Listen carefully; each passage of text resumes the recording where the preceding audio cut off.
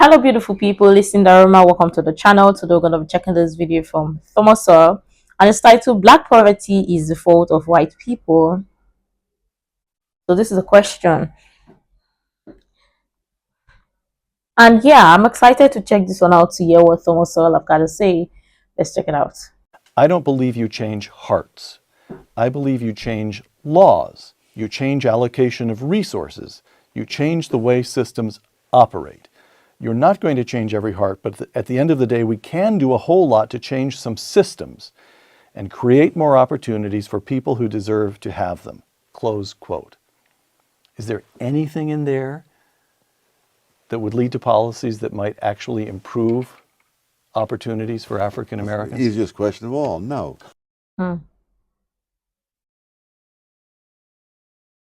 Those who have promoted the prevailing social vision in which lags, gaps, or disparities to the detriment of black people are the fault of white people are trapped in the corollary that these lags, gaps, or disparities should disappear once those other people are constrained by civil rights and policies, civil rights laws and policies.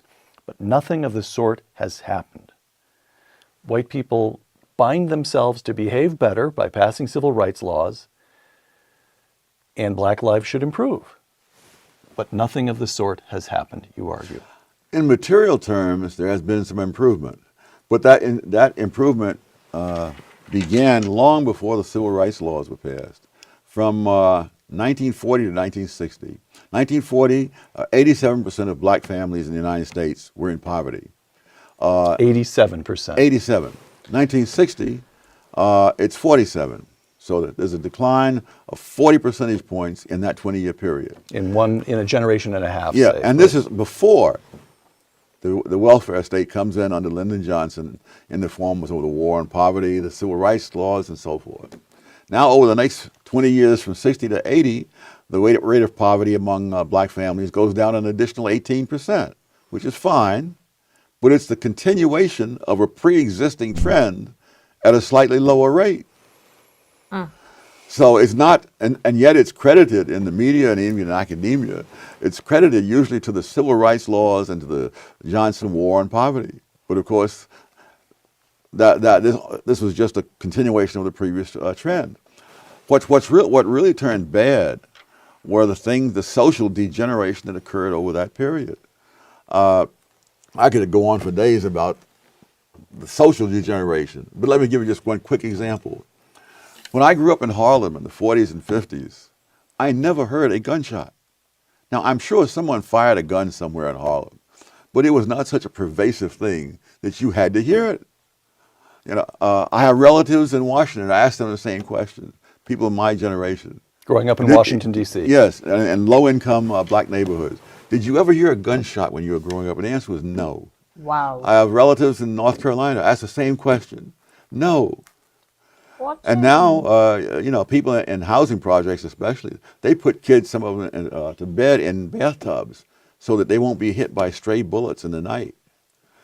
That's the homicide rate in the years that I was growing up. And I was really quite lucky as I went through the research I discovered, being in the right place at the right time. The homicide victimization rate among black males in the decade of the 1940s declined by 18%. From 1950 to 1960, it declined another 22%. And then in the 1960s, when all these wonderful new ideas in the criminal justice system came in, all of that reversed, and it shot up 89% in one decade, wiping out all the progress of the two preceding decades. And you could run through a great number of other things. The children raised without two parents present. That was about 22% in 1960. One generation later, it was 67%, and it's gone up a little since then as well. And now the rate among whites is higher than it was among blacks in 1960. Right. So if you look at what actually happens in the wake of these wonderful sounding policies, you see disaster after disaster. All right. So, very important question. Are the wonderful sounding policies simply irrelevant? beside the point? Or do they actually play a role in these social pathologies? It would be an incredible coincidence. But you see, and in fact, and I go into this in more detail in this second edition in the book. You see exactly the same pattern in Britain, and all the things that are, in fact, right down to riots in London, Manchester, and other cities, which read just like riots in Ferguson and Baltimore. And there's not and the things like race is not an issue because most of those people are white who are doing all of these things, right down to setting fire to police cars. So you see the same policies are brought in. And another thing that's very similar, and this gets into human capital again.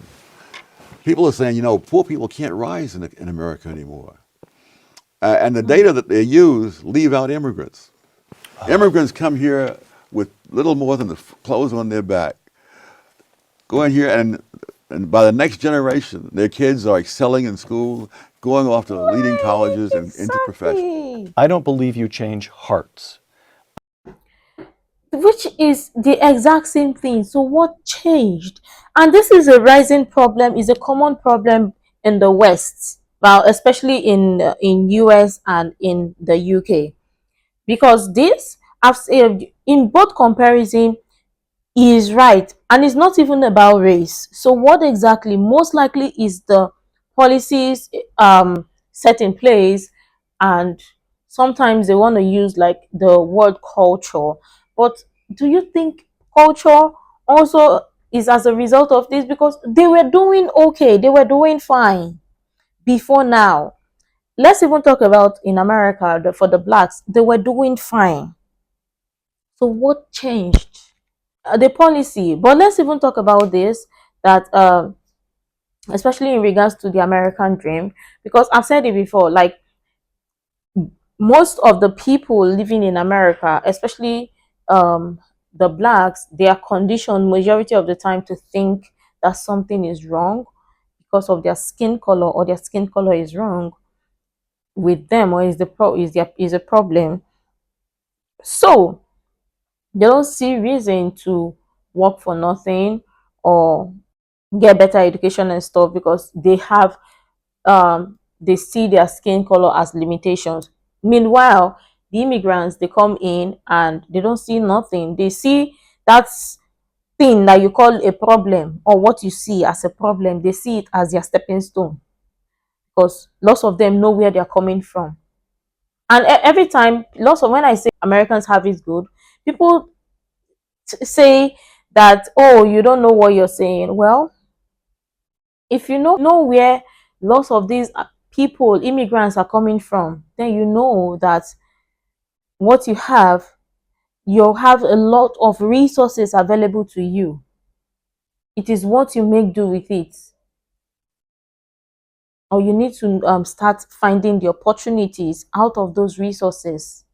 But this is interesting. Let's go on. I don't believe you change hearts.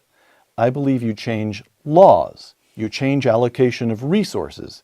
You change the way systems operate. You're not going to change every heart, but at the end of the day, we can do a whole lot to change some systems and create more opportunities for people who deserve to have them. Okay. Close quote. Is there anything in there that would lead to policies that might actually improve opportunities for African Americans? Easiest question of all, no. And I noticed that Hillary Clinton and many of the people who support the welfare state, who incidentally, when they want to help black people, they want to help those black people who are doing something wrong. That is, rioters, ex-convicts. They want to stop the schools from disciplining black kids, males who misbehave in school. I don't hear them concerning themselves about the blacks who are the victims of the people who are doing wrong. One of the classic examples to me of few things that are going very well in the ghettos across the country, and that's some of the charter schools that have come in, where the public schools, the kids are just wiped out. I mean, the kids in those ghetto schools often are 2 or 3 years behind the national norms and all kinds of stuff.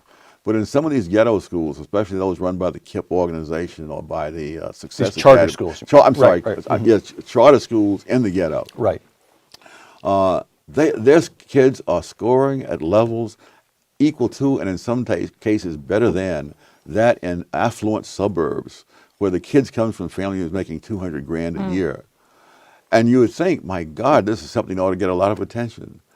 The welfare state supporters are fighting against charter schools. The NAACP is fighting against charter schools. The teachers' unions give a lot of money to politicians. They give money to the NAACP. Moreover, if you have people coming in with charter schools, then you don't have the local political ward heelers, as it were, controlling all these resources that they can use to reward their friends and punish their enemies. And so therefore they want a control of the schools because the schools are a source of jobs. Yeah. Whether or not the kids learn anything is not their concern. Like, I think it's the most cynical thing you can find in American politics are those people who are making themselves big champions of blacks, and yet who are fighting against the one school, kind of schools that are offering a way out of poverty for millions of black kids.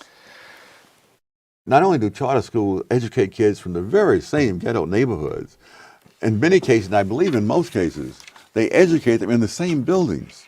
Oh, really? Yes, and so you'll have the, like the public school 185, and they're on the first, second floor, and up on the third floor, there'll be the kids from the charter school. Of course, they don't usually build buildings for charter schools.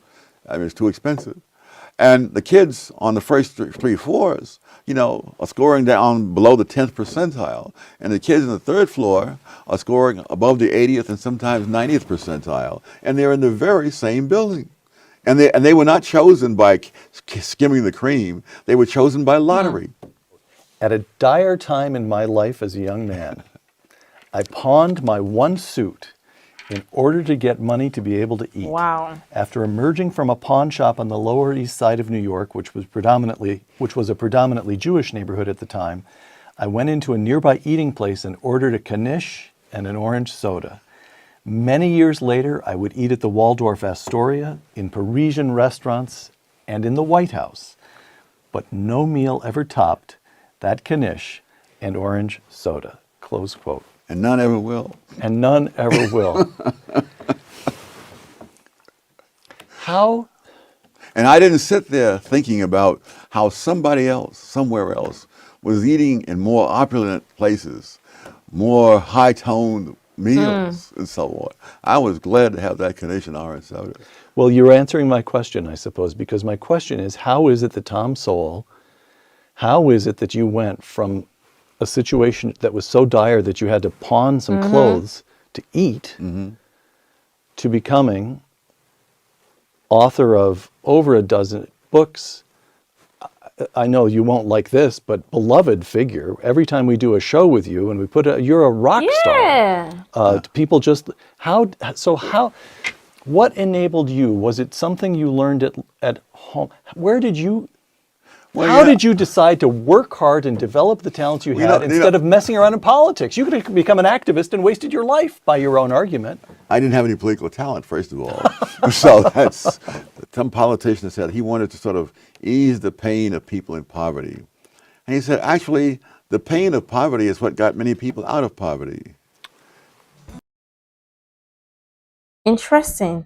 This right here is it. And there was a particular video of Thomas Sowell that I checked, and he said something: equip yourself with skills that people are willing to pay for. That stuck right there, and that speaks so much volume, because some of the policies that most of the politicians put make people, or want to condition people to see something wrong. Their skin color is a problem, or to be victims, or some to be guilt tripped, which to this day I still don't understand how lots of people buy into that victim mentality, or buy into that mentality that something is wrong with their skin, or something is wrong somewhere, because obviously they look at things that are incentive benefits, or that have incentive benefits, so they lure you into that channel, and as long as you make tons of money for them, then you're good. That is all their motive. That is their MO.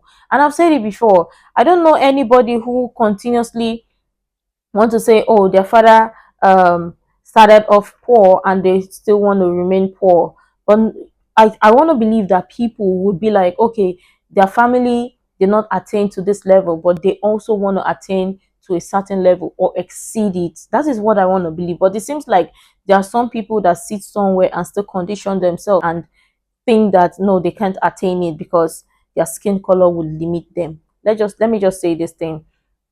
The people that talked or called it the American dream, they did not make mistake and they will never make mistake.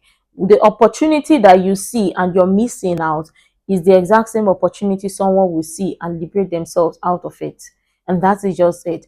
Because you would think you want to leave it to the hands of the politicians, but the truth is there is only so little that your politicians or your political representatives or whatever, there is only so little they can do. The rest is left for you, and you have to decide which would you rather be. Would you rather continue to be a victim? Would you rather be guilt tricked, or would you rather be a victor? The choice is yours. But this is an interesting conversation regardless. I always urge people and say people should learn from Dr. Thomas Sowell, because I've learned a lot from him, and I'm still learning. So to answer the question, is black poverty as a result of white people? The answer is no. No, because it is a mindset thing and it's of the mind. So if you want to liberate yourself today, you'll find the opportunities that are presented to you. Because America today, regardless of where you can start from the rock bottom and still make it. That is the America, and that is the American dream. And I want to believe that everybody, especially those in America, want to live the American dream and they want to succeed as well. But let me know what your thoughts are in the comment down below. I'm sure tons of people have interesting things to share. I really love to share that. You can share other useful information you think might be really helpful. Make sure to like, comment, and subscribe, and all of that stuff. And until next time, see you in the next video.